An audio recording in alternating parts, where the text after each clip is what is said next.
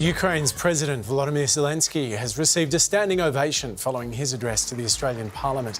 He thanked the federal government for its support so far, but says more needs to be done. This is only the beginning.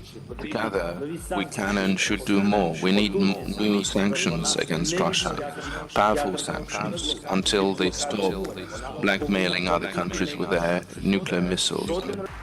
President Zelensky has also asked Australia to provide more military supplies. For example, you have very good armed personal vehicles, Bushmaster, that could help Ukraine substantially, and other pieces of equipment that could strengthen our position in terms of armament. As Russia continues to attack targets around Kiev, the US claims Putin is being deceived by his own advisors about how badly things are going.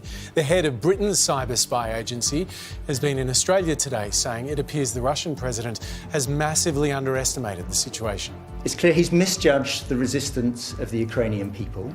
He underplayed the economic consequences of the sanctions regime. And he overestimated the abilities of his military to secure a rapid victory.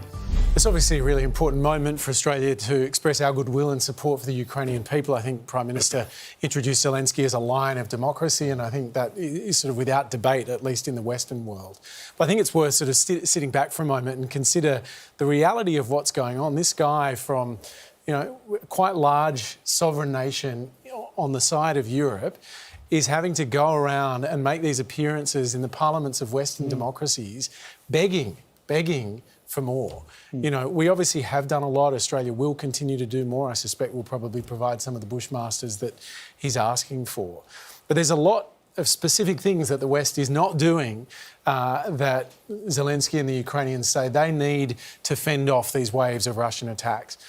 For example, the planes that are in Poland that initially looked like were going to be sent over to Ukraine to give them some sort of aerial force to take on the Russian aerial forces.